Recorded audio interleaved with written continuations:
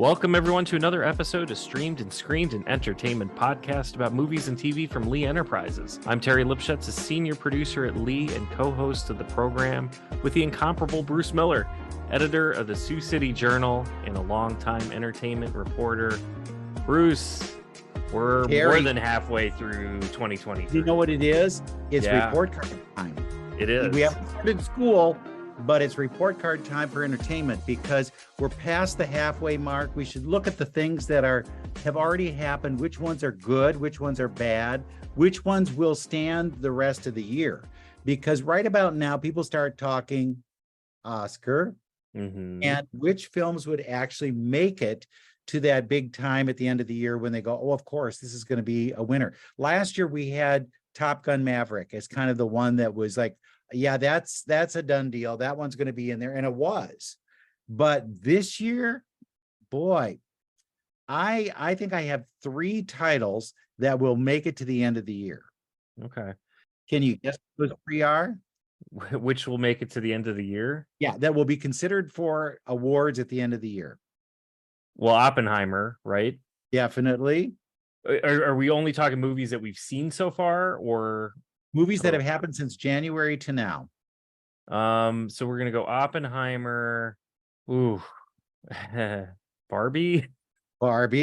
Yes, I do. I really do think it'll be in there. I think it'll be in the hunt. Okay. One more. I'm gonna throw this one out there. Spider-Man Into the Spider-Verse. Spider-Man could be, yeah. Spider-Man could, but they like to marginalize animated films. Yeah, and put them in the animated category. So it could be because it was very good. But I think Air might have another opportunity. Oh, yes. That's still on my list of movies to see. Yeah, because it had really good supporting performances. Matt Damon was good in that, and Matt is all over the map this year. He's in everything. And I don't think he has enough clout to get a nomination for Oppenheimer, even though he's in it. But I think he's like the least of the big names that are in it. I think Robert Downey Jr. has a better shot than he does. I would agree. Yeah. So Air is my third one. Asteroid City is one that could creep in there because of the Wes Anderson imprint, I was gonna throw that one. Yeah, I was gonna throw that one out at you too, because that's one I didn't get a chance to see it, but it's now available for I think streaming and DVD rental. So I'm planning to check that one out very soon. And then I asked friends. I said, "What would you put on the list?" And now you're going to be shocked when I tell you this. Okay. Are you there, God? It's Me, Margaret. Interesting. And that is not on my list at all. Huh. But they thought it was really well done. They thought it was a good adaptation of a Judy Blume novel. Okay. So, all right. And then like you, Spider-Verse, I think has a shot at something, but I don't know if it could be Best Picture. But that's kind of where we're at. I don't think it goes beyond those films for Oscar consideration, because have you really seen something that good that you want to remember? Yeah, we've talked about this on some past episodes too, where it's an effort for me personally to get out to the theater. I'm not going to just go and see every single film. If there's a lot out there, I'll see as many as I can, and last year I saw 2, Top Gun and Avatar. I'm up to about 6 now this year. Oh my God. Look at because I know, because there's been a lot that I've wanted to see this year, but even now I'm looking at what's still to come. And really, until we get to that Scorsese film, I don't know. Yeah, I don't know if there's a whole lot else that I want to see. Like the Gran Turismo, I know you just saw that one. I sort of want to maybe see it, but I think that's just a wait until it comes out on streaming for me. That's a Fast and Furious crowd kind of picture. Yep. I wanted it to be more Ford versus Ferrari. Yep. But it's not. It's Rocky on wheels is what you get out of that sucker. Maestro is a big one to look forward to, where Bradley Cooper plays Leonard Bernstein. And it looks like he has a real shot of beating Cillian Murphy for Best Actor. Really? Yeah. That's a big one. And then they've done a remake of The Color Purple, the Steven Spielberg film, but now this is musical version. That's getting a lot of buzz. I'm hearing things about Saltburn, which is an Emerald Fennell film. I know that. I mean, am I just throwing you off the track here? Alexander Payne has The Holdovers. Okay. So there are ones that are out there that you probably haven't heard about, but are getting early buzz as potential best picture, best actor, best actress. So look, Napoleon, that's another one. We don't know if it's going to make it. So, Dune might be next year, it might not be this year. But best actress, when you look at that, very thin this year, very thin. I mean, if I'm thinking of Margot Robbie as best actress for playing Barbie, is this really going to happen? And then you have Fantasia Barrino in The Color Purple. That's almost a made for nomination role, but it's a remake of sorts. It's not, I mean, have you gotten excited about that? I'm not so sure. You could look at best actor. Cillian Murphy's the only one that you've been hearing about for best actor. But like I say, Bradley Cooper could be in there. Matt Damon could be in there for Air. There are some other ones, Joaquin Phoenix for Napoleon, Paul Giamatti for The Holdovers. So there are ones that sound a little better there, but the real strength is in the supporting actor categories. That's where you're going to see some people that Emily Blunt from Oppenheimer. Right. She was the wife, and she was always kind of mean and nasty. Florence Pugh from Oppenheimer as the girlfriend. Right. Right. Then from the Are You There, God? It's Me, Margaret. Kathy Bates, Rachel McAdams, potential.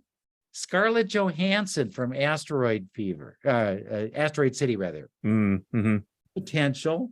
And then supporting actor Robert Downey Jr., I think, is a must. He's in there. Ryan Gosling as Ken. Come on. Possibly, yeah. I loved him. He was great. I think they always do try to throw in one there so that you think, could he possibly get this? This could be it. And then they don't give it to him. They pull it from him. But, potential. Best director, Christopher Nolan, because absolutely. Right.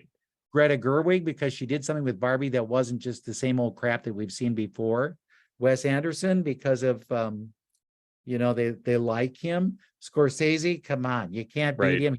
I think you can even say right now, he's in the list. Will he win it? I don't know. He's always left kind of off to the side, but he's a bridesmaid all the time. So you never really know where these are going to go. But I do think that thus far, we have not had a rush of strong best picture, best actor, best actress. I think it's anybody's game at this point. And they only have to get into theaters briefly by the end of this calendar year, correct? They've changed it so that you have to have 2 weeks. And it used to be, you could do kind of a 1 week and a thing, and then you open in January and you kind of take publicity and run with it. But they've made it a little more difficult, but I think it's a little fairer. And it had to be a number. It wasn't just one market in Los Angeles. Right. They had some other kinds of things. So maybe we'll actually get these ones. You never know. But the rules are a little different this year. Do you think there's anything that might get screwed up too? Because, there's been a few delays here and there. The writer's strike. Now, I'm assuming most of the films that are still due to come out this year are at worst just in post-production right now, correct? I mean, there's probably nothing filming. I thought they said that there could be a problem with Dune coming out in December. Will they push it to try and get there, or will they just say, we're going to go the next year, don't worry about us? And then there's the anticipation. So that could be affected, but most of the ones that we're seeing advertised now, they're done. They're ready. I was watching a baseball game last night. The New York Mets, they've got a 3-man TV booth, but then they also have a fourth person that kind of wanders around and will talk to celebrities, we'll talk to, family of players, retired players, that kind of thing. So he's wandering around and speaks with Steve Sciarippa, who you may remember from The Sopranos as Bobby Baccalieri. And they were talking to him because he's doing a podcast now.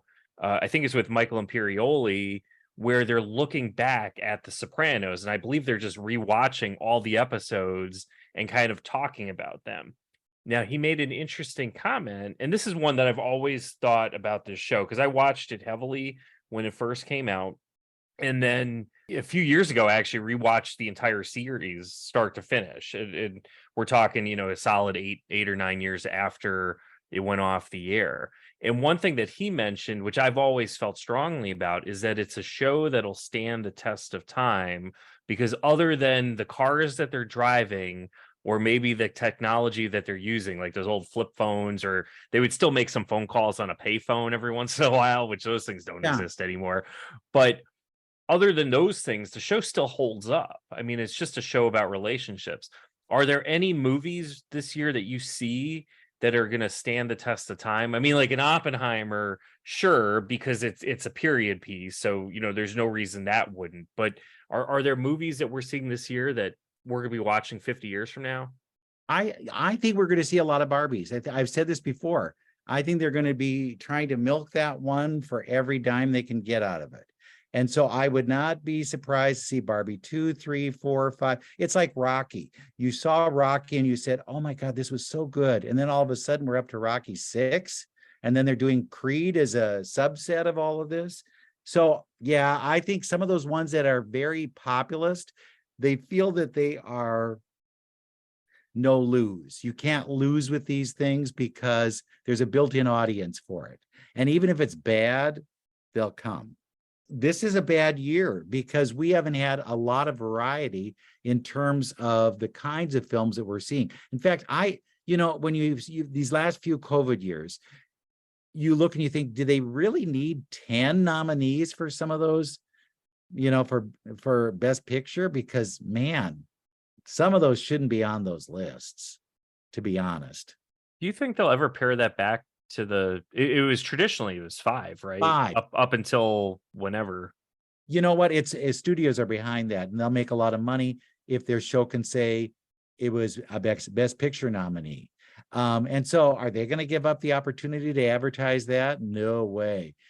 But I really wish they would go back to 5 because they were easier to get your hands around. And then they had to have really something. It had to have it to be able to make it into the final 5. Yeah. And I always feel too that it's like the Disney Pixar thing where whatever movie they do is almost guaranteed to be an automatic in that 10. And are you going to tell me right now, right? Are you going to tell me right now that Elemental is the Best Picture nominee? No, I think in that case, if they are going to put an animated one in, that's where Spider-Verse gets in there. Because that was far better than, Elemental. Yeah. I tolerated it. It was okay, but I preferred Super Mario Brothers, to be honest with you, over Elemental. I didn't like the look of it. I thought it looked really cheap, and it looked like something they totally wouldn't do. Like, could you see any of that? It was designed, to look like an amusement park, but I couldn't imagine doing a ride where we're going around and all of a sudden we're on fire, and then the next thing you know, we're in wet. And it's like a ride. So I don't know that. Maybe they could do it as it's a water park ride where you ride through the wet part first and then you dry off. Somebody dries you off with a blowtorch. Exactly. Right? Can I just sidebar here? I'll tell you a story. Sure. There was a home show here in town way back when. Like, this is like so far back as like, was it a home? Are there things that are still home worthy? And they had a thing called The Environment. And you go in there and it goes through 4 seasons while you're in the thing. So it's basically a shower, right? Because it rains on you. And then it has like a cool breeze that goes through, so winter. And then there's a warming breeze, summer. And then there's kind of like a wind, and that's fall.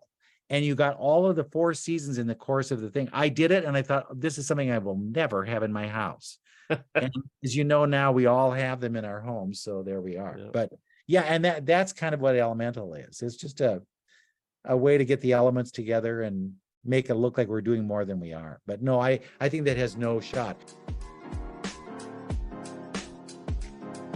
Michael J. for Hope for the Warriors. Started back in '06 at Camp Lejeune. Military families witnessing the effects of war on their loved ones. Now, almost 20 years later, they've aided over 53,000 service members, veterans, and families with confidential, high-quality behavioral health care services at little or no cost to post 9/11 vets and their families. Over 91% of every dollar donated goes directly to the programs. If you're as concerned about our heroes as I am, go to hopeforthewarriors.org.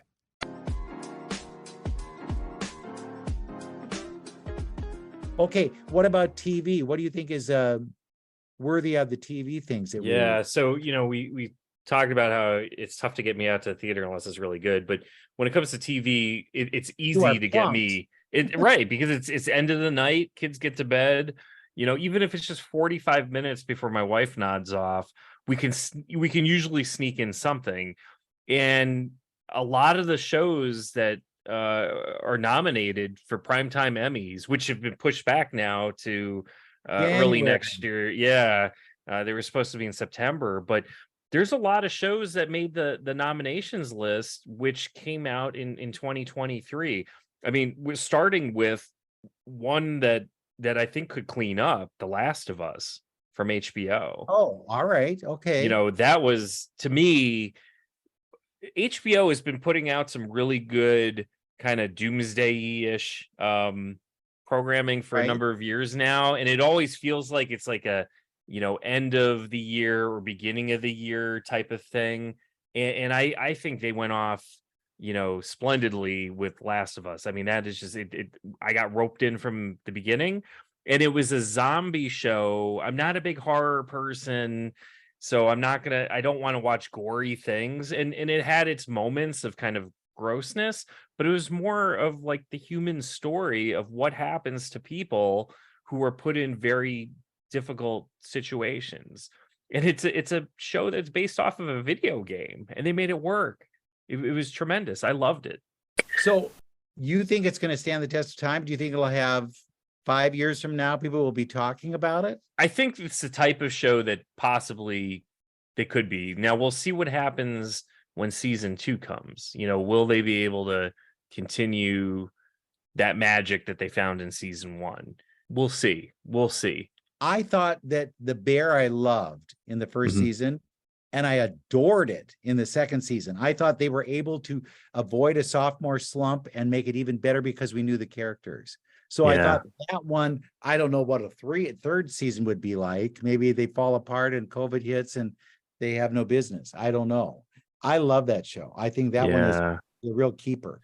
Yeah, I'm only about halfway through the season 2 of The Bear, but other than I thought that first episode was a little sluggish, but I like how they've kind of developed the characters and given each character kind of that moment to shine, where we're looking at sous chef and what she's doing, and then they send the pastry chef overseas and give him a moment to shine. So I think it's really been a good season for character development. Absolutely. Yeah, well, and I think those standalone episodes are good. I like that, where you maybe give the other people kind of a week off and then you focus on one. I think that's a great idea that should be copied by others. There's another show that I just started as well, so I'm kind of bouncing back and forth now between The Bear, which I just watched by myself, and then my wife and I just started this because I still have the Apple TV Plus going right now, but Shrinking, which came out in January with Jason Segel, Harrison Ford, and Jessica Williams, and I think that picked up a couple of nominations for It did. for actor and actress. Have you seen that one at all? Yeah, and I couldn't get into it. Really? It was one that I really cared about, and you see what I mean? Yeah. It was one where I can usually sense from my wife right away if she's gonna like it or not. And with comedies, it can be a tough sell, but I think it has the type of humor that she likes, and it was co-created, not just Jason Segel, but Bill Lawrence and Brett Goldstein from Ted Lasso were part of that. So I think that kind of darker humor that you see in Ted Lasso carries over into this show, and it's one I think we're going to keep watching it for sure. and I'm already looking forward to what will a season 2 bring. I don't know if it'll stand the test of time, but I Yeah. am enjoying it as a show so far. Would Ted Lasso stand the test of time? Yes, unless here's the caveat to that. If soccer finally gets so huge in America, like they've been talking for the last 40 years. I Yeah. remember as a kid, my parents signed me up for soccer and they're like, it's going to be the next big sport in the US. And 40 years later, it's doing a lot better now than it was 40 years ago. But man, oh man, it just cannot top baseball or football or, You know, and isn't that NBA. weird how Yeah. parents get their kids into soccer? I mean, Yep. it's like manic, and every Saturday they're gone somewhere. Yep. And you think this has got to grow. It must be the kids get sick of it and then they say, I'm not following it anymore and I'm done. Not to take away from the accomplishments, because it is, I mean, you look at women's soccer in America and it's huge. I mean, that's obviously where it's really excelled, is it's become, other than this current World Cup where the US got bounced early, on the men's side it just has not quite evolved to where it is, but they are still, MLS has been around now for 20 plus years. It's doing well. It's stadiums are getting larger, the crowds are, but it's still not where the NFL is. But as long as soccer remains kind of, on the periphery, then it makes sense. But as soon as, soccer becomes mainstream in the US like it is in Europe or anywhere else in the world, then the humor that you get out of this, American football coach, it just wouldn't make sense Disappeared. anymore. Yeah. Well, how are you? Where do you stand on Succession? I don't know if that one's going to stand the test of time. And I'll tell you why. Politics are very cyclical, and they are taking a page out of current politics and the current state of Fox News to do that show. I think that show will definitely hang on as being kind of an in the moment type of thing, and maybe a decade out people will still be talking about Succession.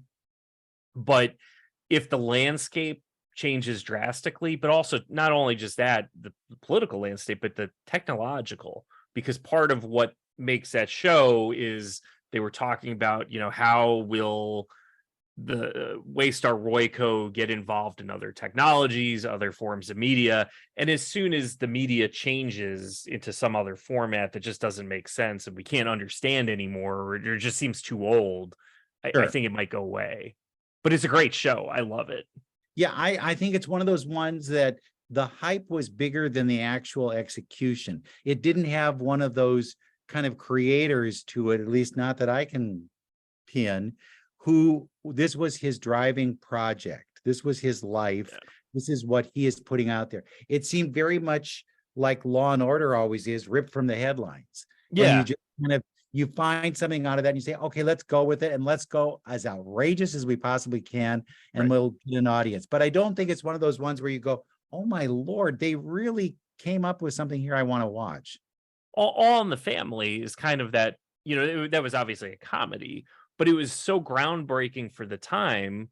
But today, you just wouldn't even think twice about that type of humor. It might not even work. I don't think it would air. I don't think they would, because they'd say, oh no, we can't, we're going to offend somebody here. Right. We can't do this. It's not getting on. So I don't think it would. And that actually came from Great Britain, and we adapted it, and look at how well that worked out. That was a good thing. And those, they would do maybe 6 episodes and be done with it. And in the United States, in those days, you had to be 20 to 30 episodes of a show to have a season.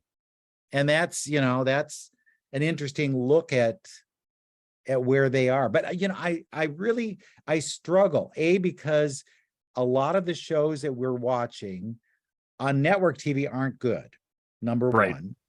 And then on streaming, it's such an abbreviated season that you don't get enough time to dig in and kind of embrace it. So I don't know you look at White Lotus, that was a big thing last year. And White Lotus got a lot of attention, but season 2, okay, it's okay. But it isn't one of those ones where you go, oh my God, White Lotus changed the landscape. It didn't. No, I think you're right with the episode length, the structure of every series.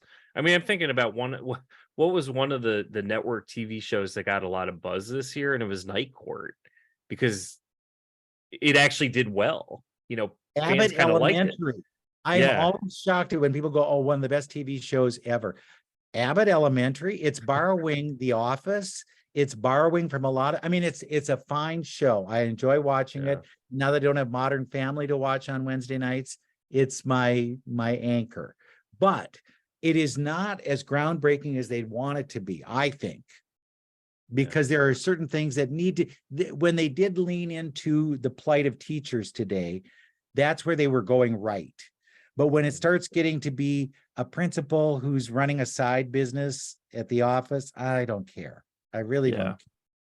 Yeah, the thing that I found interesting with Night Court, there was a piece I read in the New York Times that talked about how they kind of followed the model of the original series, which was to not necessarily pull headlines out and make it a little bit more timeless, right? You can Sure. watch an episode of Night Court from the late 80s today, and it wouldn't, you would just You don't watch know and what be year like, it yeah, is. yeah, exactly. But here's the problem with Night Court, even the modern version of it. Who goes back and watches old episodes of Night Court? I'll watch old episodes of Cheers or Seinfeld all day long. I loved Night Court when it first came out years and years ago, but it's not a show that I go back to. Maybe if it popped on, if I was flipping through a channel and I saw it, I was like, oh, there's Night Court. Maybe I'll watch 20 more minutes of it Right. and then move on. But I think that's the problem with that show is the reason why it's kind of resonating. The new version, the rebooted version, is sure it's kind of timeless and it doesn't really matter, and it's not, and it's just kind of that basic comedy sitcom humor, but it's not above and beyond anything we've seen before. It's just it's a pleasant 22 minutes to kind of occupy your It's time. the I don't have to turn the channel kind of show. Yep. All right, I'll sit through it because I got to finish out the hour, and then we'll see what happens at 8 o'clock. It's that kind of a concept. But yeah, this was not a year to remember. And even though we're going to hear a lot of, oh my God, this is just the best series, this is the best whatever, I don't think so. And I think the more we get away from it, like January, to reward these people, the less we are going to remember about what it was that made them so great. Marvelous Mrs. Maisel. Will that one stand the test of time? No, not at all. Yeah. I liked it. I do too. Yeah. And I marveled at the idea that they were spending so much money on that show. I mean, the costumes, the sets, and it was purely a vanity product. They went to this couple and they said, "What would you like to do?" And they said, "You know what we'd like to do? Here's what we'd like to do, but it's going to cost us some money." And they did it. And I love that. I think that's a great thing. But there are episodes where you go, geez, this could have been 30 minutes. It didn't need to be 45. Yeah. Right? Yes, I agree. And I also think that with Mrs. Maisel, it's a little bit like Seinfeld, where it's very geographic. So for me, as somebody who grew up in the New York metropolitan area, it resonates with me. And there's a lot of people across the country that certainly love Seinfeld, certainly love Mrs. Maisel. But if you're turned off by such a regional program like that, it's not going to sit with you, With that show, I was constantly fact checking because they would bring out something. I think that wasn't in that year. I know that wasn't in that year. And then I'd have to go back and try and find what year this was. And damn if it wasn't right. They did do fact checking. So props to them. And like I say, I love watching it, but I don't know that that's one that I'd say I'm putting it in a box and I'm going to pull it out 5 years from now and I'm going to watch it and I'm going to be just thrilled. I told you earlier during the COVID thing, I watched all of Mary Tyler Moore over again. And I loved every minute of that. It was like a warm hug from the past. And I was able to remember things about that era. And I laughed every time I laughed. And people are big Golden Girls fans too. And you see them, and what I look at that right away is, and I say, God, the screen format is so small and it's kind of fuzzy. And, those are the things that trip me up.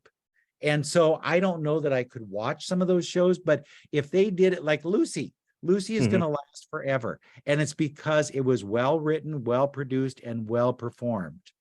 It doesn't matter when it was, but that stands the test of time. There's one other show that we did an episode about, because it was like the big four that went off the air right around the same time. Barry.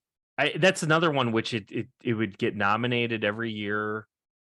But I always felt I like Barry. I enjoyed Barry, but I always thought that it was maybe a little overhyped.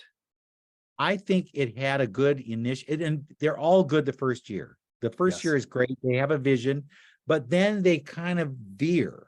And I think with Barry, he got time off, Bill Hader, to kind of rethink things. And I think that rethinking maybe didn't do it any big favors.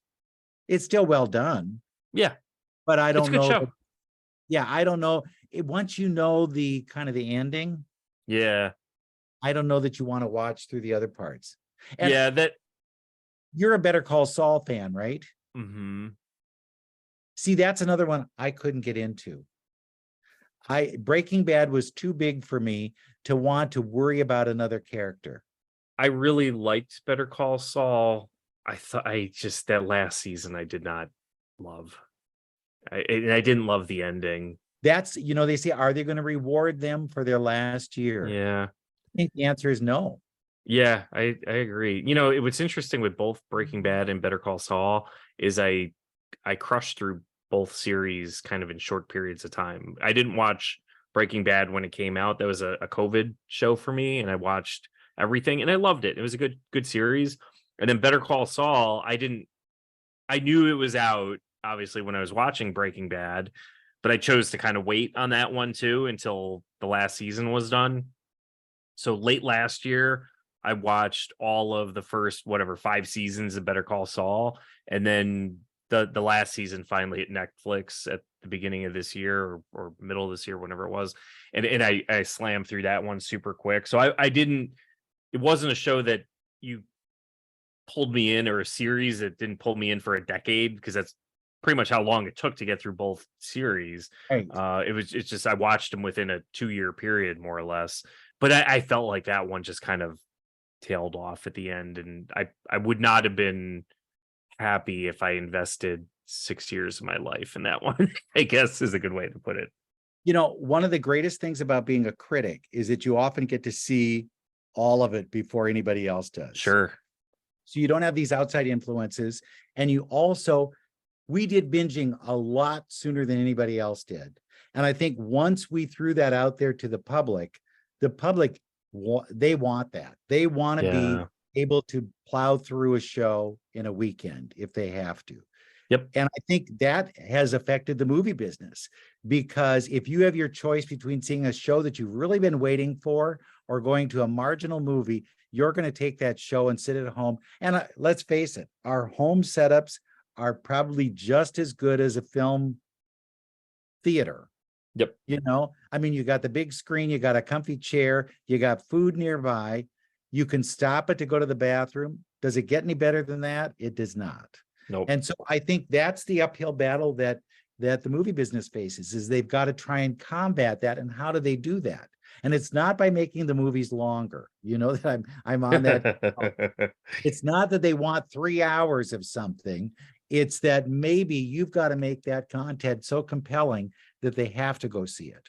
There's one show that season 2 came out this year. It recently aired. It came out in April. It's a show that I don't think it's really any buzz. I don't think it had any Emmy nominations, but it's one that I have kind of come to enjoy because I find it to be a little quirky. And it's another one out of HBO, Somebody Somewhere. Have you seen that one at all? Somebody Somewhere. Help me out. Who's in it? Bridget Everett, the comedian.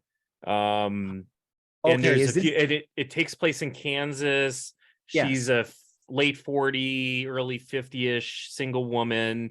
The most unlikely star of a TV show, right? Right. And it's an interesting program. And it touches on a lot of topics that seem a little almost taboo because it's in Kansas, which is obviously a very conservative state.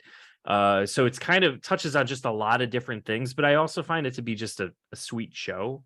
It's a not like I watch it and I think, that was a very pleasant 30 minutes I just had.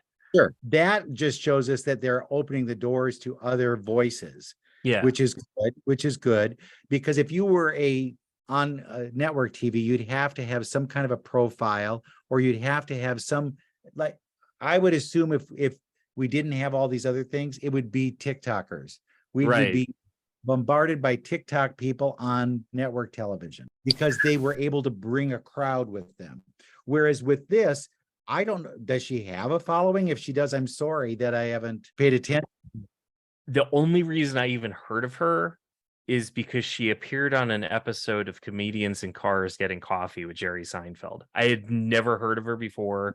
I had never seen her stand-up act, which is a crazy act where she sings and it's like a burlesque show almost. Sure. And it's wild. So, how she ever came to get into this HBO program, I have no idea, but it's done very well. And I think it's a little bit of an under the radar program where the episodes aren't very long. It's like 8 or 10 for a season. It's at the bare minimum to qualify, but it's gotten some, a decent following. The average tomato meter, 100% from critics. Audience score 93%. So Sure. People like it. It's just not a lot of people are watching it. Right. Yeah, you don't have the numbers attached to that. Is how many does that represent? Well, there you go. Right. In the old days, somebody like Margaret Cho, who they loved and thought she was a great comedian, and she had just something there that we have to put on television. And then they got her a show and they changed everything that made it about her. It was like they were trying to shoehorn her into Cinderella's slipper, and it didn't work. And that's what I'm afraid they would try to do with people today. Thank God there are areas like HBO where they can find that talent, put that talent on. I think, though, too often they want to have something quickly. They want to have a success right out of the chute. They don't, you hear that a lot of times with people who are musicians, that we had an opportunity to fail through 2 or 3 albums. And then, maybe one would hit. But now with music, if you don't have a hit, they don't give you an album. You've got to have that one shot, mega hit. Yeah. And then you'll get maybe a chance for a second one. And if there's enough of them for an EP, then they'll do that. And then if you sell enough money, if you sell enough copies and you make a lot of money, then you might get a real album. Yeah. And if you get enough money, you're like Taylor Swift and you can do whatever you want. Yeah. That's where I almost think to an extent, network TV is almost dead in a sense with programming, because you can at least go on to Netflix, because nobody releases any of their data. It's you don't have Nielsen ratings in the same way. So a show, if they're willing to finance it and their internal numbers show that there's some sort of audience and they're not losing money off of it, it's almost like they're willing to give you an opportunity. And maybe that is where someone like a Bridget Everett can do a Somebody Somewhere, because it's on HBO and it's not on NBC or CBS or Fox, and they probably would have canceled the show after 3 episodes. It would be interesting to know how much they will give you to do a show.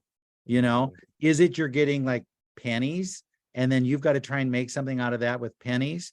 Or do they throw a lot of money at you and then if it's not good, you're out? Right. It's a fascinating, thank God we're not in that world. We're only observing from the outside. But I think it's harder to, Bo Burnham, I don't know if that name rings a bell with you, but he did a great COVID era special where it was just in his house. It was just him in his house singing songs that he had written. Marvelous. It's like really something so creative. And that they're not going to give him anything. They'll give him another special. That's it. But they're not going to say, let's do the weekly Bo Burnham show, because that's not going to happen. So interesting. But I don't think this year. Bottom line is, I don't think there's any big story to be told about the TV things that we're watching. Agree. I think that we haven't yet seen all of the movie things, but it's pretty slim pickings at this point. Yep. And until we see what comes in November and December, the year hasn't been written. I would agree. All right, Bruce. Well, on that note, I think we'll wrap things up, and we will be back again next week with another episode of Streamed and Screened.